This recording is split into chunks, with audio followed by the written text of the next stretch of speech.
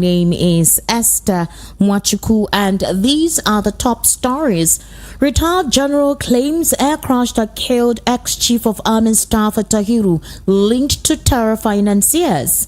Fubara loses as court voids passage of 800 billion naira 2024 budget by Rivers Assembly. Opposition leaders intensify measure bid for 2027, remain silent on coalition's presidential candidate. And Arewa Forum opposes relocation of federal agencies to Lagos, alleges bias against the North. Details now.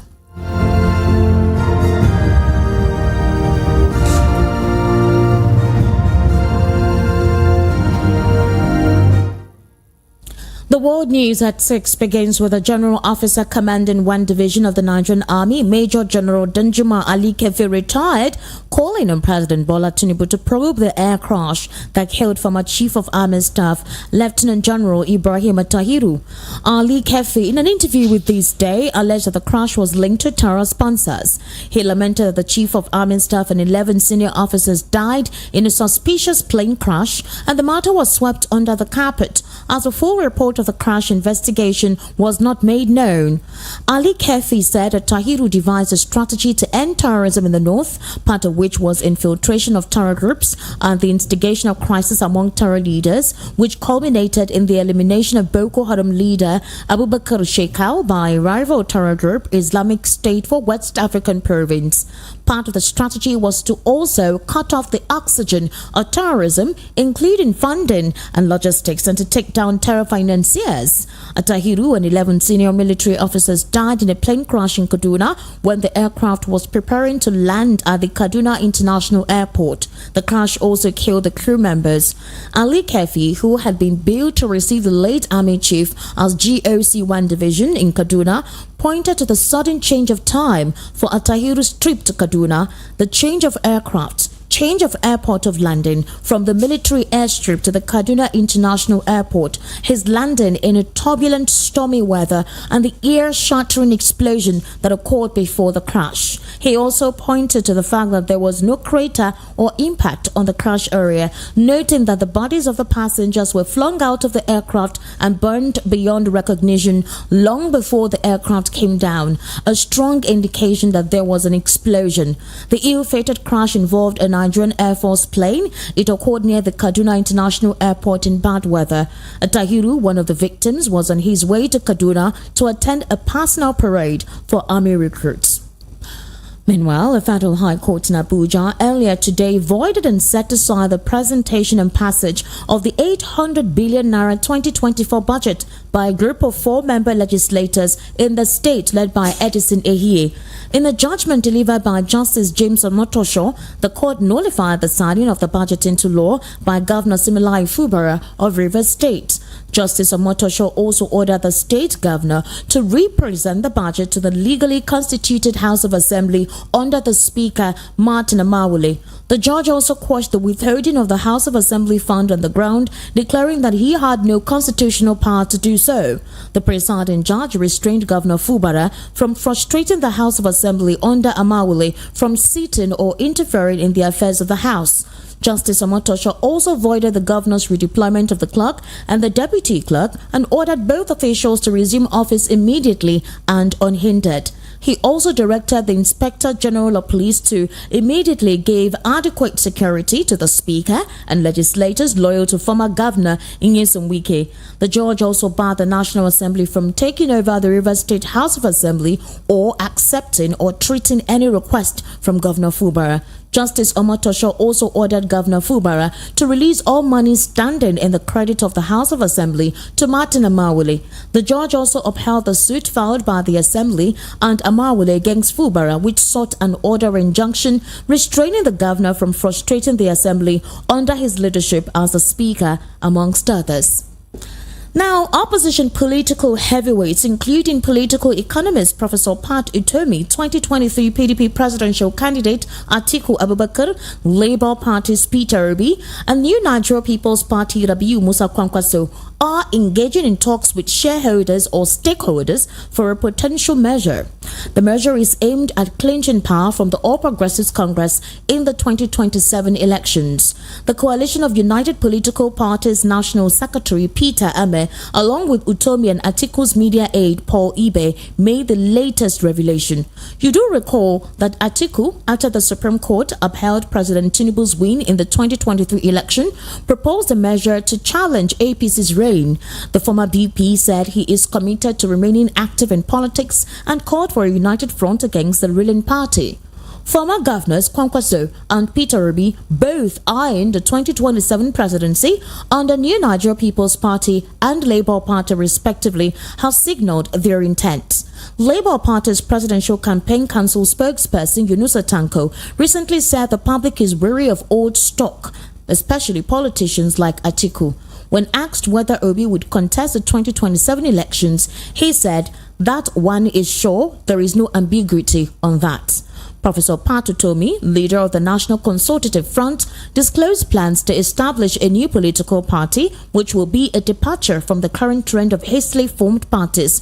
Utomi proposed to build a coalition with clear ideologies and values and intends to invite those who align with these principles.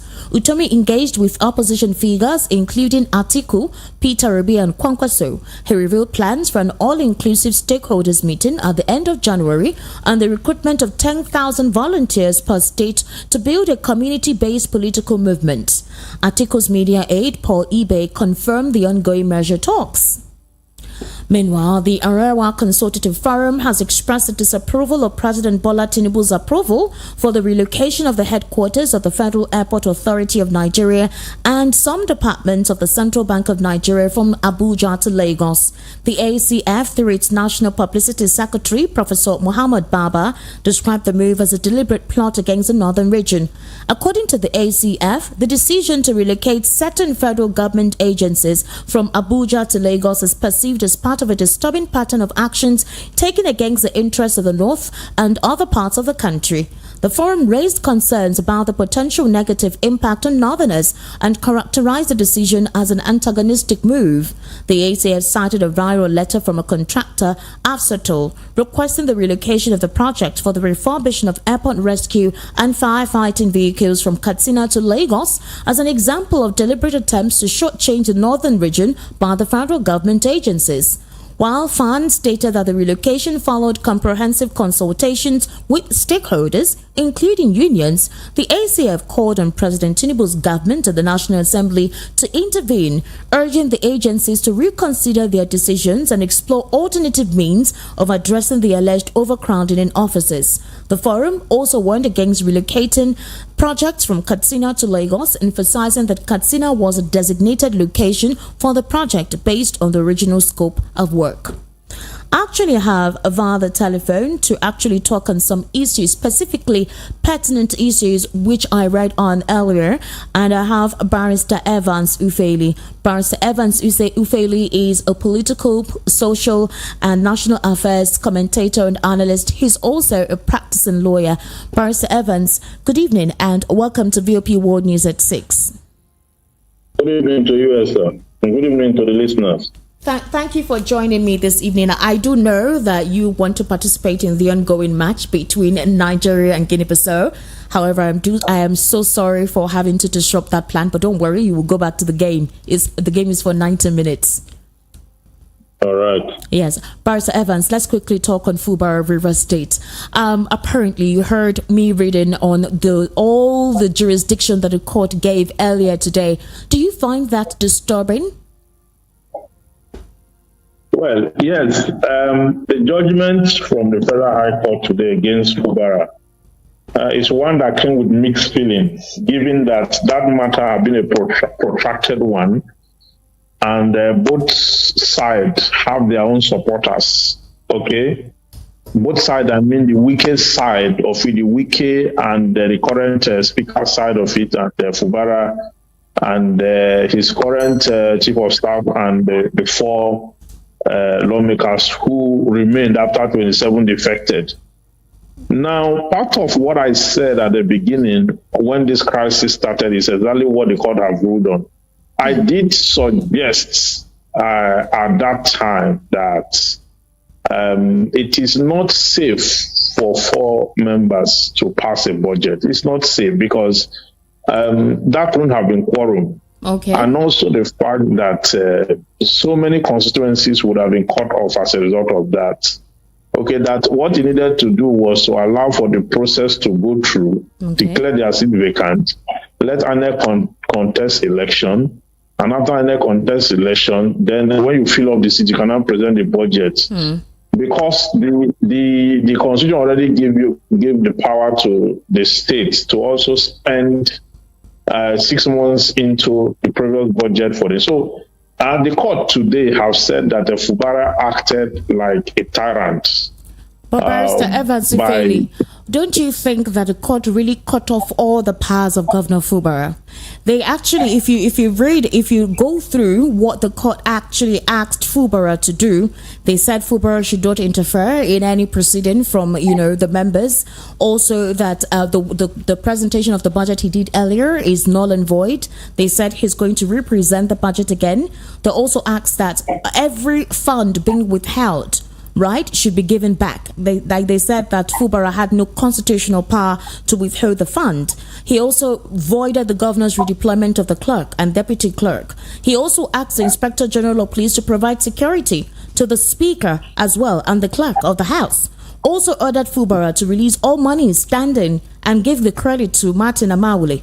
He also said that what the assembly did and Amawule, the case against Fubara, that they sought an order of injunction restraining the governor from frustrating the assembly under his leadership.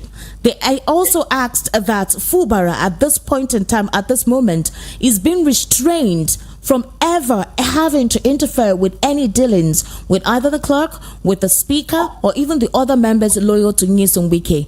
So now the question is, are we going to have a spineless governor? Are we saying that Rivers State at this moment... Okay. Is Rivers State an extension of the FCT minister state? Is Rivers State an extension of the FCT?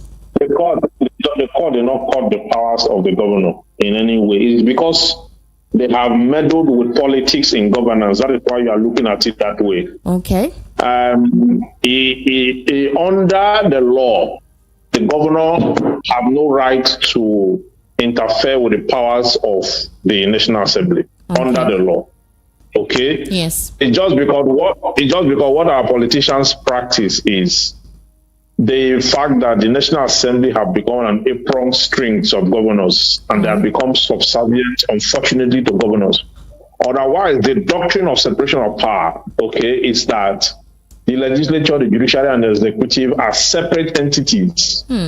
The only place where they have relationship is what they call check and balances, where each department of government or each parts in the 3 parts we have check the excesses of each other.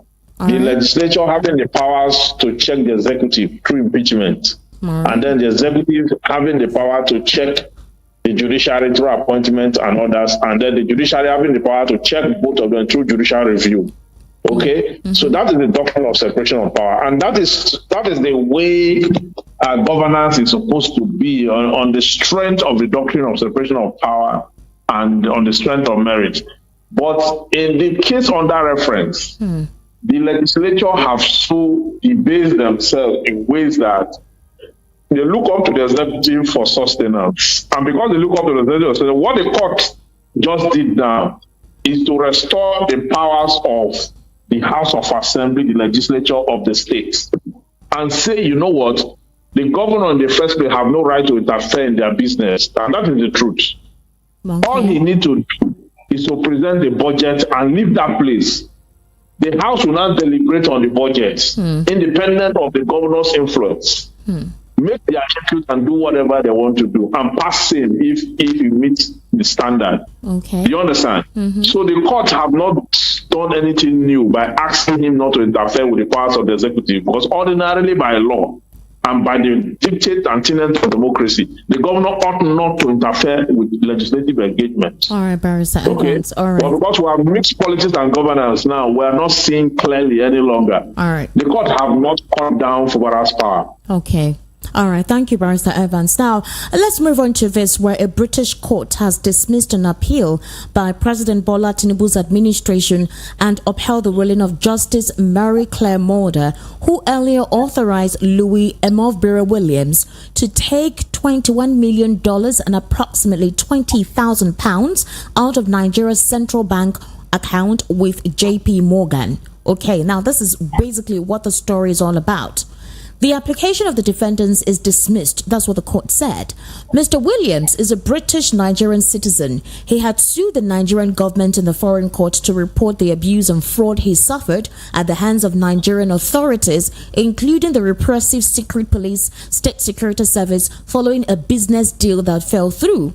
In his allegations, Mr. Williams argued that his torture and financial losses followed a multi-million-dollar deal with Nigeria, and he disclosed that he guaranteed the payment of $6.5 million way back in 1986 for the importation of foodstuff to Nigeria from England into the account of a UK trustee per the instruction of the Nigerian government. Now, the deal went sour after the federal government refused to fulfill part of the bargain by failing to refund Mr. Williams. Upon traveling to Nigeria, said Mr. Williams was arrested, tried by the military tribunal for economic sabotage, and sentenced to 10 years imprisonment. Mr. Williams escaped from Nigerian prison in 1989, 3 years after his sentence, and fled to London. Now, in August 1993, the then military head of state, Ibrahim Babangida, gave him a presidential pardon, absolving him of all the charges and ordered that he be fully compensated for the scammed funds. But Mr. Williams' money was still being withheld by the CBN for years, and they refused to heed the directive that approved the payment of the owed funds even after the West African nation returned to civilian rule in 1999. Mr. Williams filed the matter before Ms. Mulder at the Queen's Bench Division of the High Court of Justice, and in November 9, 2018, he got the legal authorization to withdraw the funds from Nigeria's saving account with JP Morgan in the United States. Now, the money has accrued 9% interest over a period of almost 5 years since the judgment was begun.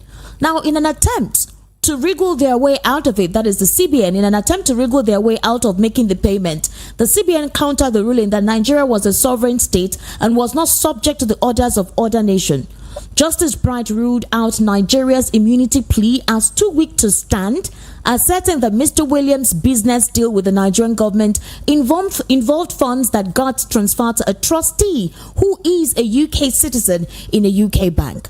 So, Barrister Evans, the summary of this entire situation right now is the fact that it is not a current it is not a current norm that whenever a court gives out a ruling to any of the top parastatals in government, that they don't listen. For example, the court will ask the DSS to release somebody within their custody. The DSS will decline and nothing would happen. The court will ask another agency within government to do something as soon as possible to a private citizen, possibly release the private citizen, grant bail to the private citizen.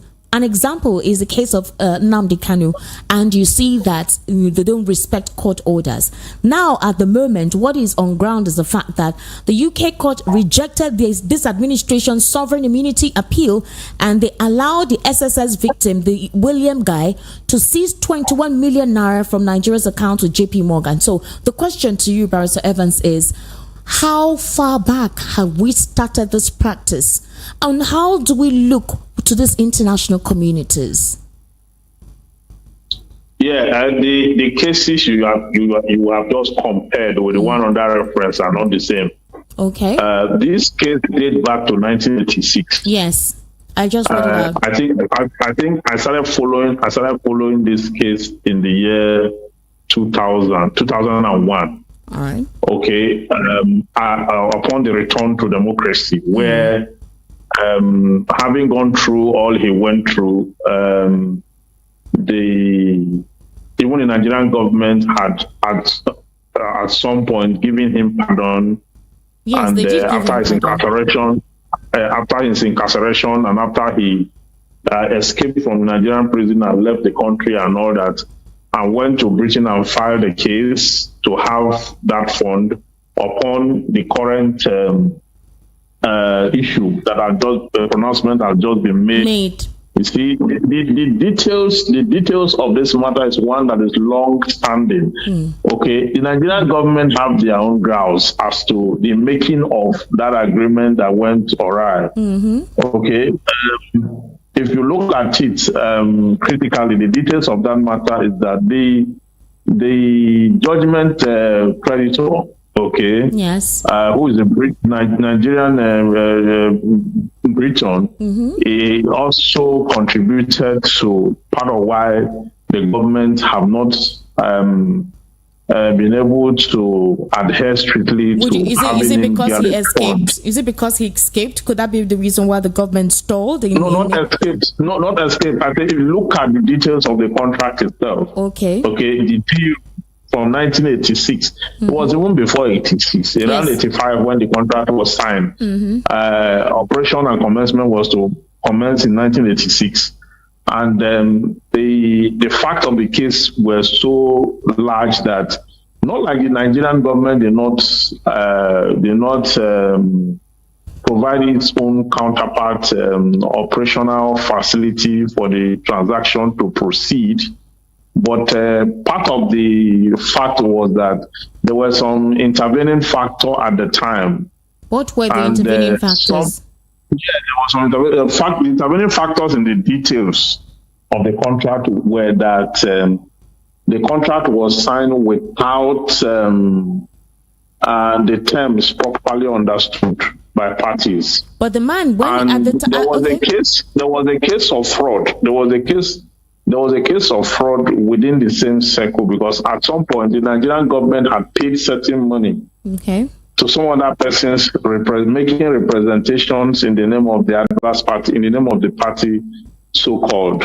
All right. So when the full pack of card fell to the ground, it now meant that the country have suffered so much injury that was attributed to that transaction that it couldn't have been outrightly fair on the part of the what do you call it now, the promisor, to keep on asking for the same amount intact when the government have lost through so many representation, people who have fronted, whom have also been alleged to have been brought by the same man. Okay, so you see, for radio or TV or news, we could in passing say the Nigerian government hasn't done well not to have paid. Okay, but if you go through the details of the contract, you will find it, because this is a case that will be subject to appeal. All right. So you're saying that the federal government would still appeal this case, despite the judge asking the Nigerian government to do the needful, or the Central Bank of Nigeria. It's not the final authority now. It's not the final authority. Is it not the same? Is it not the court in England that ruled in favor of Nigeria in the P&ID case? Well, that's true. So yes, in the P&ID case, and now the court is also ruling against Nigeria. So Nigeria will explore all the options of appeal.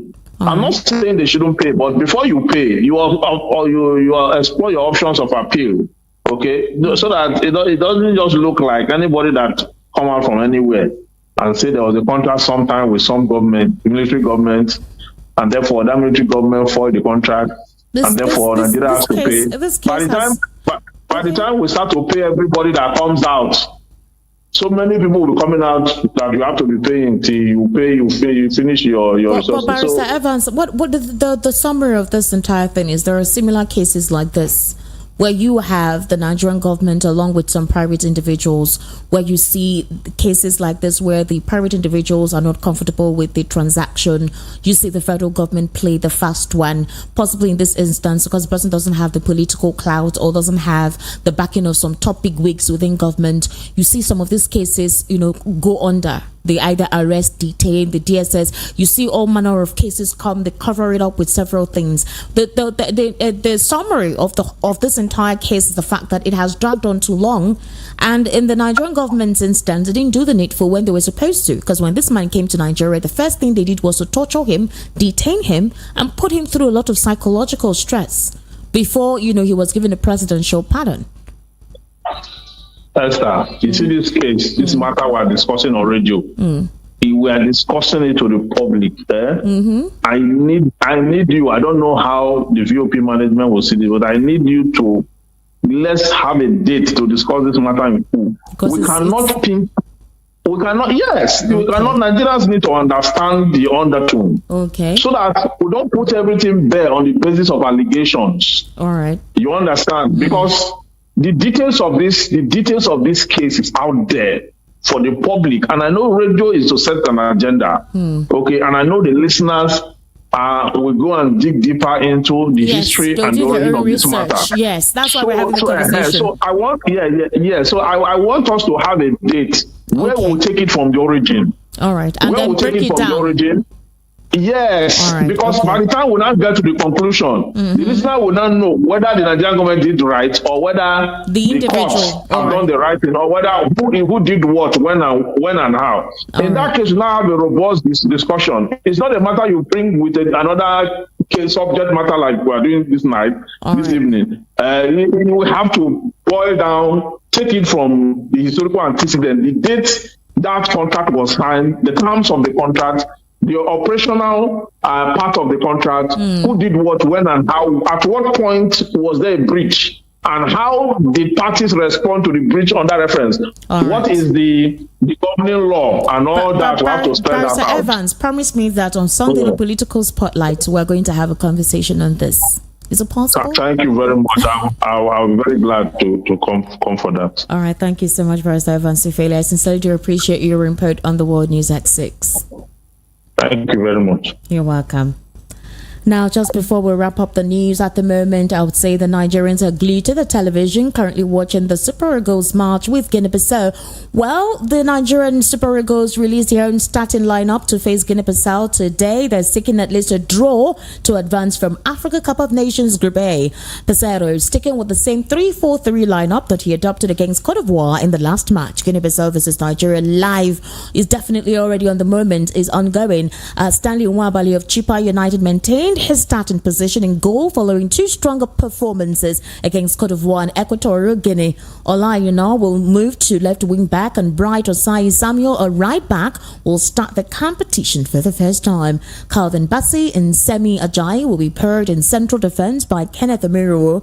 Joe Aribo and Frank Onyeka will play in the middle of the pitch. Victor Osimhen will spearhead their attack with Moses Simon and Samuel Chukwueze 7 as the two wingers. It's quite a huge one. The match is already kicked off, and of course everyone is glued to the television. We're wishing Nigerians the best of luck. Now, to wrap up the world news at 6, here again are the top stories. Now, at the moment, you heard that the retired general claims air crash that killed ex-chief of army staff Atahiru linked to terror financiers. Fubara loses as court voids passage of 800 billion naira 2024 budget by Rivers Assembly. Opposition leaders intensify measure bid for 2027. Remain silent on coalition's presidential candidate. Ara Forum opposes relocation of federal agencies to Lagos, alleges bias against the North. And finally, you heard that Guinea-Bissau versus Nigeria live. Osimhen Chukwueze lead attack. That's a wrap on the World News at 6. My name is Esther Wachikuji. Stay tuned for the Evening Rush with Precious. To have yourself a beautiful Monday evening.